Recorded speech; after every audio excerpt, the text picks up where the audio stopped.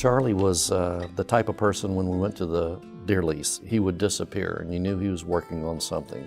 Whether it was changing a heating element in the water heater, whether it was changing out something in a ceiling fan, he was always doing something. And it was not uncommon to see him come out of the casita or the camp with his hair standing straight up because he had shocked himself.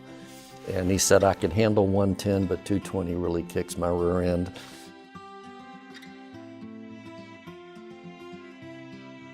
Sometimes the best way you can describe somebody is, hey, this man or woman was just a really good person. And he was a really good person. He made you feel like you were somebody really special. He was a people's person. He never met a person he didn't like, and he was full of himself sometimes, but that's what made him special.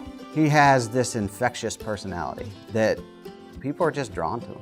If you believed half of what was coming out of his mouth, he was either the luckiest, unluckiest, or craziest guy you've ever met. It was neat being the guy that if he couldn't find anybody cool to go with or anybody high level, I was always his backstop. He could always call me and I was going to drop anything I had and go, yes, sir. Charlie could get himself and Nancy in trouble almost every time he opened his mouth. Of course, all of us that knew Charlie really well, we would try to get him to say something that would embarrass either Nancy or Bubba or somebody in the family or some extended family member. But I will say this, he didn't like to stir the pot with Nancy. He always said on the golf course, don't mess with Nancy. You don't want to mess with Nancy. They were fun. You could have fun with them. And they never took themselves too seriously, even though they were extraordinarily successful. A lifetime of achievement for him. It's a culmination of his career. Specifically, Beyer Construction. He founded that company with Nancy, and I think he really felt like they built it together, and he was always very proud of that. Charlie always had it in his heart, Charlie and Nancy, to give back to the community. Whether it was supporting veterans, whether it was supporting local community, his passion was really around making sure others had opportunity to be successful, and that the university itself always kind of maintained that high level of ambition. Charlie once told me that the world is run by people who show up. Basically, it was a characterization of himself. He was always there, always helping, and always loyal. Two basic loves that really, I think, helped him in his career. And one was his love for the University of Houston. Charlie and Nancy as a couple exemplify what it is to be dedicated alums. We would hang our flags out on our casitas at the hunting camp, and the Rice flag would go up, a TCU flag would go up, and Charlie be damned was going to get a bigger U of H flag. He felt it was very important to help the university, not only for what it did for him, but what it could do for others that were following his path.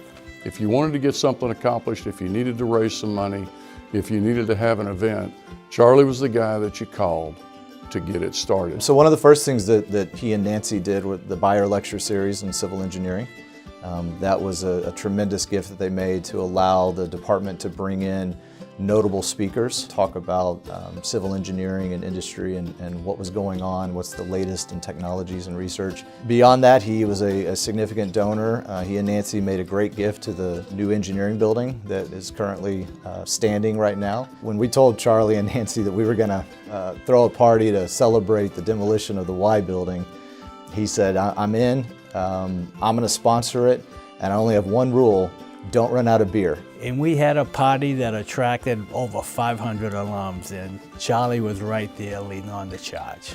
The other thing that he liked to do was play in the annual golf tournament. He and Nancy always had a team, and they only had one rule, and that was that the dean of the college was going to play with them.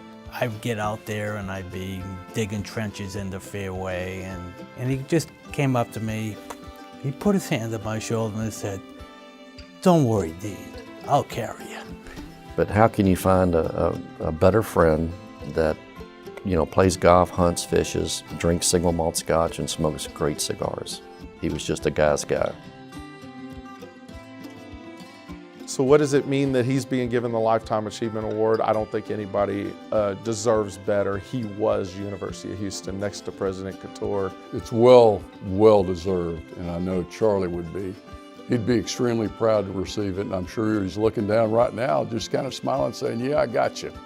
When you look at him as a whole, it's such a fitting honor for him to receive a Lifetime Achievement Award. He was just the salt of the earth type of guy, and very unassuming and very dedicated to his friends, his family, and his school.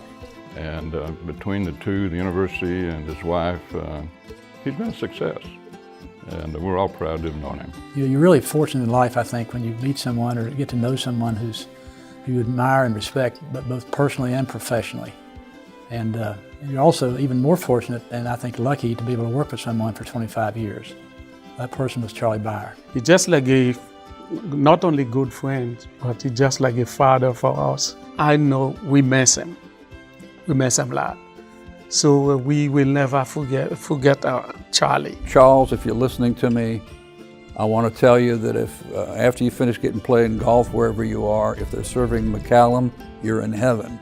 If they're not serving McCallum, I think you were at the wrong place.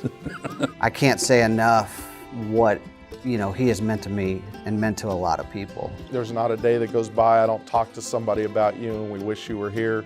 And wherever you are, I hope you're catching armlete trout and mega redfish. I love you, and we'll see you someday. I think his true passion in life was his family, and it was his wife. And thank you to them for sharing Charlie with us and letting us be a part of that journey with him.